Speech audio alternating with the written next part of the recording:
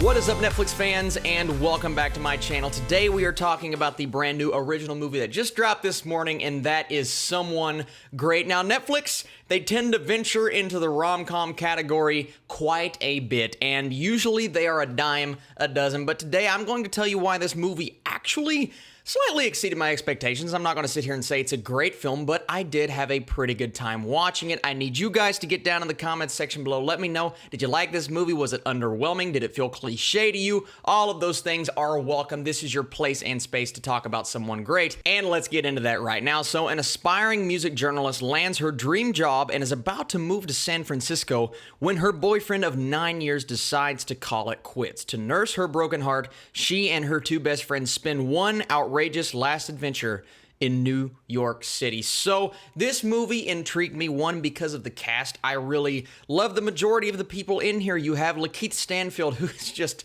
the best. Then you have Brittany Snow, who I actually am a big fan of, and Gina Rodriguez, who will star in some movies that aren't the best. She was in Miss Bala earlier this year, and I did not like that movie whatsoever, but she's really in her element here because she displays emotion in a very good way on screen, and I liked her in this movie quite a bit. You have to like her if you're going to get any kind of enjoyment from this film because she really is the focus. I wanted to see more of Lakeith's character. He is very much pushed to the background, but it's not his story to tell. This story really is about her character and her friendships with her two best friends, played by Brittany Snow, played by DeWanda Wise, who were both very good in this film. And what I liked about the movie in general is the fact that it did not just focus on the relationship and the tension between Gina and Lakeith's character because they had their breakup. They're exploring what it means to be single at this point, and it's good to focus on the breakup because that really is the point of the entire movie. It's the reason you're tuning in the first place,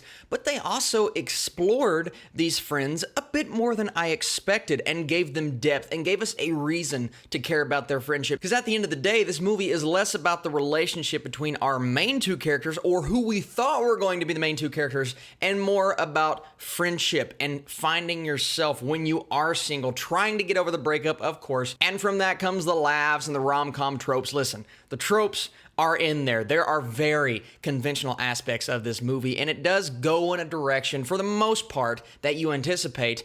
But I will say, at the end, there's something that happens, and it kind of swerves a bit on the predictability of the plot, and I appreciate that. This movie did not end in the place that I thought it was going to end in, and because of that, I can say it's not your typical rom-com. Now, it does fall into that category in many aspects, like I said, but it kind of triumphs over the more mediocre films on Netflix in that category because, trust me, there are a lot of them. And I'm not sitting here saying this film is great because, like I said, aspects we have seen thousands of times before. Some of the jokes land. The majority of them, for me, I wasn't laughing as hard as I wanted to be laughing, and I didn't like certain relationships in the movie because they just felt out of the blue, not fleshed out, unnecessary to the story that they were telling. But the friendship, the trio, that's the reason you're tuning in. And at the beginning of the movie, I'm like, all right, I'm not going to care about these friends. Why are they even in the movie? And by the end, I'm sitting there like, y'all just so cute together. Can't tell romantic comedy is not my genre. I tend to dislike these films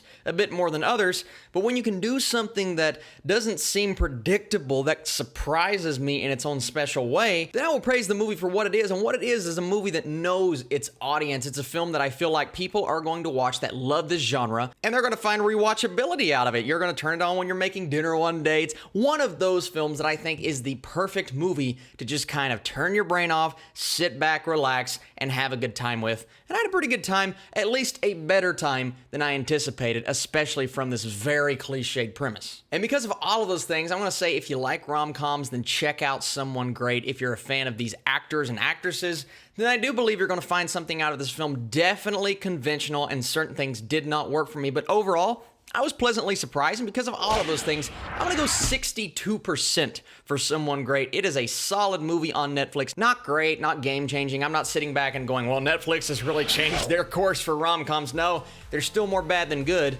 but this one's okay. So let me know in the comments section down below, did you like this movie? Were you anticipating it? Did you like the characters? And was this a pleasant surprise? This is your place to talk about this movie. Earlier today, I did a giant video talking about Phase 1 of the Marvel Cinematic Universe. Thank you guys so much for the positivity on that video, and I'm excited to release Phase 2 with special guest Sean Chandler. That video is coming very soon. You guys are the absolute best. Thank you so much for watching this video as always, and I will be back with more reviews.